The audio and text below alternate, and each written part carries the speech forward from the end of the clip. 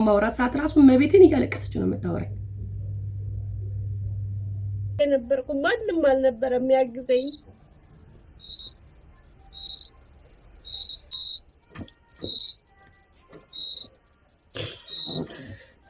የሰው ላብ ይዘሽ ሄደሽ ይጠቅምሻል?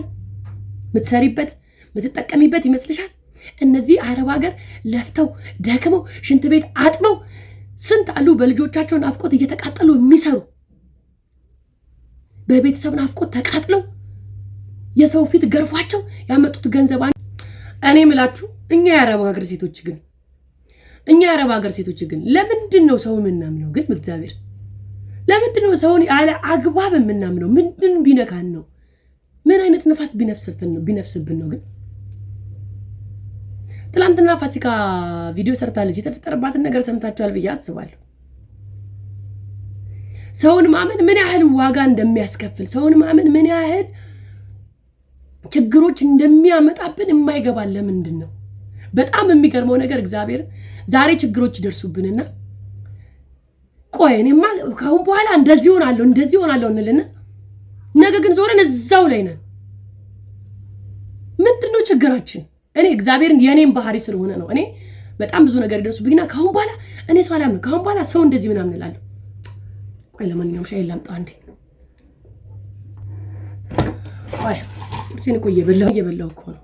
ቁርስ እንብላ። ለብቻዬ ነው የምበላው። ሴተላጤ ይመስላል። ልጄ ትምህርት ቤት ነው፣ ትንሿ ቤተክርስቲያን ነች። አጋጣሚ ልወጣ ስለሆነ ነው በነገራችን ላይ ቀድሜያቸው ጥያቸው የምበላው። እና የኛ የአረብ ሀገር ሴቶች ምንድነው ችግራችን? አብዛኛው ከአረብ ሀገር የሚመጣ ሴት በቃ በብዙ ነገር ሲጎዳ እናያለን። ብዙ ጊዜ ሲያለቅስ እናያለን። መቼ ነው የምንማረው? መቼ ነው ሰዎችን አለማመን የምንጀምረው?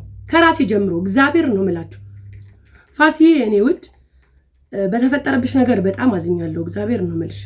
ምክንያቱም ማመንሽ ስለሆነ የጎዳሽ። ማመኗ አስቡት፣ እግዚአብሔር ማመኗ እርጉዝ ሆና እስር ቤት እንድትገባ አድርጓታል።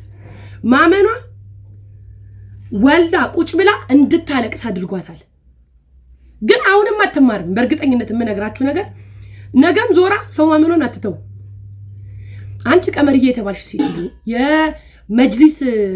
የመጅሊስ ምድር አረቢያ መጅሊስ የምትሰሪ ሴትዮ ምን አይነት አረመኔ ሰው ብትሆኚ ነው ግን በመድኃኔዓለም ይሄን ሁሉ ገንዘብ ይዘሽባት የተሰወርሽው? ደግሞ እኮ የፋሲካን ብቻ አይደለም አሚም ተናግራለች። ኢማን ማለቴ ምን አይነት አረመኔ ሰው ብትሆኚ ነው? አንቺ ሴት ነሽ አይደል? ወልደሻል፣ ልጆች አሉሽ። እኔ አላቅም እግዚአብሔርን ምን ይኖራት ምን። እንግዲህ ከባለቤቷ ጋር የዛሬ ዓመት ተፈታ ከሱ ጋር እንደተለያዩ ባለቤቷ ነገረኝ ነው ያለችው። እርጉዝ ሆና እንዴት እርኩስ ሰው ብትሆኚ ነው? እግዚአብሔር ነው የምልሽ ይሄን ሁሉ ገንዘብ ይዘሽባት የጠፋሽው። ከዛ እስር ቤት ለእስር ቤት ያንከራተትሻት በእርግዝናው።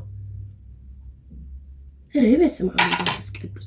ስንት አይነት አረመኔ ሰው ነው ግን የበዛው በመድኃኔዓለም። አስቡት እንግዲህ ፋሲካ ከዛ ከአረብ ሀገር ከመጣች ጊዜ ጀምሮ የኦንላይን ስራ ትሰራለች። በእርግጥ እሷ ብቻ አይደለች የምትሰራው፣ አብዛኛው የቡታጀራ ልጆች ይሰራሉ። እኔም አንድ ሰሞን ጀምሬ ነበር። በእርግጥ እኔ እንደነሱ ትልልቅ እቃዎችን አይደለም የምታዘዘው የነበረው። እኔ ቢያንስ የቤት እቃዎች ገዝቼ ትእዛዝ ምናምን ነገር ያለው እኔ አልፈልግም፣ እፈራለሁ። አረቢያ መጅሊስ ምናምን ሲሉ የዘወረ ቡታጀራ ደውሉ ነበር ምለው ማርያምን። እኔ እንደዚህ ነገር አልሰራም ነበር የምላቸው። የቤት እቃዎች ገዝቼ እያሸኩኝ ለእህቶች ልክ ያውቃለሁ፣ አስቀምጬ ያውቃለሁ። አዎ ግን እንደዚህ አይነት የነሱ አይነት ስራዎች ላይ አልገባም። ምክንያቱም ይሄው እንደዚህ አይነት ከባድ ነገር ያመጣል። በእርግጥ እኔ ያንን አስቤ አልነበረም። ግን እኔ ፈርኒቸር ቤት እንደዚህ የማቆም መግባባው ሰው ስለሌለ ቆንጆ ማን ይሰራል አይሰራም የሚለው ነገር እውቀቱም ስላልነበረኝ ነበር። ግን እግዚአብሔር ይመስገን እንኳን እንደዚህ አይነት ስራ ውስጥ አልገባው። ማርያምን እንዴ አሁን እቺ ልጅ እሺ ይሄን ሁሉ ብር ከየት አምጥታ ነው የምትከፍለው? ምን አይነት አይምሮ ቢኖርሽ ነው? ትግባባላችሁ፣ ትተዋወቃላችሁ፣ ውስጧን ታውቂያለሽ፣ ሁሉ ነገራችሁ ትተዋወቃላችሁ አይደል? የዚህን ሁሉ እህቶች ገንዘብ ይዘሽባት የጠፋሽው ምን አይነት ሰው ብትሆኚ ነው? እግዚአብሔር ከየት አምጥታ ነው የምትከፍለው? እነዚህን ጨቅላ ልጆች ህፃን ልጆች ይዛ የት ነው ሲሄድሽው? እንደው እግዚአብሔርን የሰው ሀቅ ወስደሽ የሰው ላብ ይዘሽ ሄደሽ ይጠቅምሻል?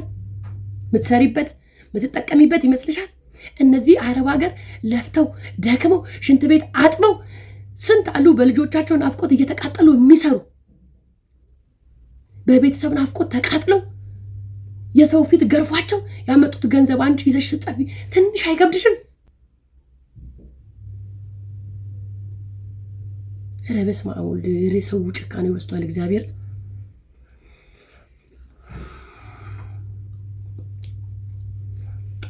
ወይኔ እውነት በጣም ነው ያዘንኩት እግዚአብሔር። እኔ እኮ ፋሲ ጥፍት ስትል እንዴት ልጅ ምን ገጥሟት ነው ብዬ ማርያም ደውያለሁ። ስደውል ግን ለካ እሷ እስር ቤት ነች። እኔ እግዚአብሔር ነው የምላችሁ ዩቲዩብ እኮ ለምለም ፋሲካ ምናምን ሲኖሩ በቃ ደስ ይለኛል። ድምቅ እንፋ ምናምን ነው የሚልልኝ የሆነ ደስ ይለኛል ስገባ ሳይ ራሱ። እነሱ ሳይኖሩ ሳይ ስቀር ግን በጣም ነበር የሚደብረኝ።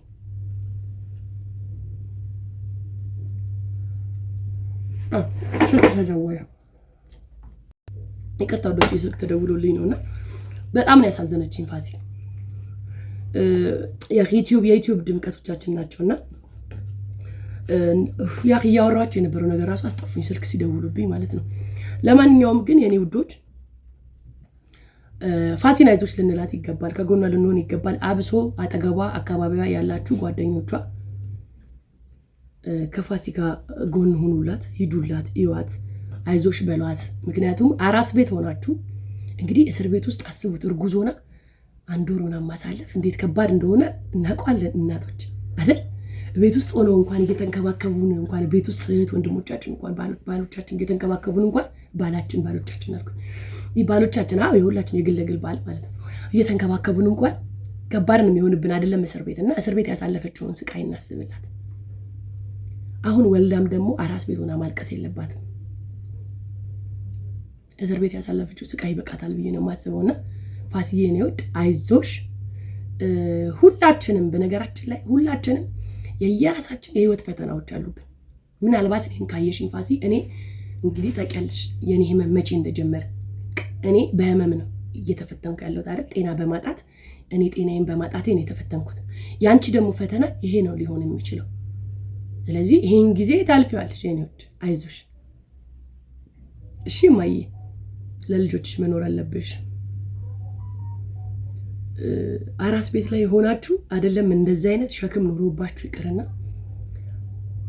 ዝም ብላችሁ ሰበብ ፈልጋችሁ ታለቅሳላችሁ። እኔ እግዚአብሔር ነው የምላችሁ ማማን ወልጄ በመጣው በ3ኛው ቀን ነው የሆነ ከቁም ሳጥን ላይ ሻንጣዎች አሉና ታውቁታላችሁ። ከዛ ላይ እቃ ፈልጌ ሻንጣውን አወረደውና ስንሰቅለው በቃ የሆነ ወገቤን የሆነ ነገር አመመኝ። ከዛ እየዬ ሳሚ ስለሌለ ነው ወንድሜም ጥሎ ስራ ስለሄደ ነው ምናምን ብዬ እግዚአብሔርን እንግዲህ አያስለቅስም። የሚያስለቅስ ነገር ነው ለራሴ እቃ ፈልጌ ሻንጣ አውርጄ ማለት ነው አይደለም። ይሄን የሚያህል ነገር ሸክም ላይ ኖሮ ይቅርና በትንሽ ነገርም አልቅሱ ይላልና እባካችሁ በአካባቢው ያላችሁ ጓደኞቿ፣ ቤተሰቦቿ ከጎኗ ሁኑ፣ አይዞሽ በሏት። በጣም ከባድ ጊዜ ስለሆነ አብሶ ይሄ የተወሰነ ቀን እስክታልፈው እንግዲህ ገና ከወለደች 4ኛ ነው 3ኛ ቀኗ ነው ዛሬና የተወሰነ እንደ 15 ቀን 3 ሳምንት እስኪሆናት ድረስ በደንብ ትሪት አድርጓት። ከዛ ደህና እየሆነች ትመጣለች። እኔ ደውዬ በማወራት ሰዓት ራሱ መቤቴን እያለቀሰች ነው የምታወራኝ። እና እባካችሁን የኔ ፍቅሮች አይዞሽ በሏት፣ ሁላችንም አይዞሽ እንበላት፣ ከጎኗ ነው። እኔ የእውነት ለመናገር የድሮ ቲጂ ብሆን ብድግ ብዬ እሄዳለሁ። እኔ ግን አሁን ያለሁበትን ሁኔታ ታውቃላችሁ። ገና 1 ዓመት ከምናምን ልጅ ነው ያለችኝ። እንደ በፊት እንደ ናቲ ሮጥ ብዬ ጥያት ምናምን መውጣት አልችልም። እና የኔ ፍቅሮች እባካችሁን ፋሲንም አይዞሽ በሏት። እንትና ኢማንንም ማለት ኢማንም እንግዲህ እሷም ወደ 200 ምናምን ሺህ ብር ይዛባት ሄዳለች። ምን አይነት የተረገመች ሰው እንደሆነች አላውቅም። እኔ እኮ እግዚአብሔር የሰው ሀቅ ሰው ምን ሊሰራለት ነው ይዞ የሚሄደው? ይሄ ዘመን እኮ አይደለም የሰው ሀቅ ይዘን ሄደን የራሳችንን የለፋንበትን እንኳን በስነ ስርዓት እንደዚህ ላባችን ያደረግንበትን እንኳን በስነ ስርዓት እንድንበላ እንኳን የተፈቀደልን ዘመን አይደለም። በጣም ከባድ ጊዜ ነው። የሰው ሀቅ እኮ ያንገበግባል፣ ያቃጥላል እኮ።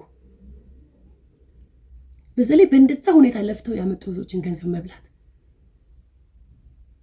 በተቻላችሁ መጠን ደግሞ እቺ ሩቂያ ያቅም ያሬ ማነች ያልጥ ፋሲካ ያሬ የአረቢያ መጅልስ ቤቷ ሴትዮ ስሟ ራሱ ጠፋኝ እግዚአብሔር። እሷን የምታቋት ጓደኞች፣ የአካባቢ ሰዎች ምናምን ካላችሁ እባካችሁን ለዚች ልጅ እቺን ሴትዮ ፈልጋችሁ ስጧት። ተይ የሰው ሀቅ ምንም አይጠቅምሽም፣ የሰው ሀቅ ምንም አያረግልሽም በሏት እስቲ። ርቂያ ያላችኋት እግዚአብሔር ምንም አይጠቅማትም። በእውነት ንገሯት። ለማንኛውም የኔ ፍቅሮች እኔ ልወጣ ስለሆነ በዚሁ ይብቃል። ፋሲካን አይዞሽ እንበላት እና በርታት ለማለት ያለው የኔ ፍቅሮች ሁላችሁም መልካም ቀን ይሁንላችሁ። ደህና ዋሉ።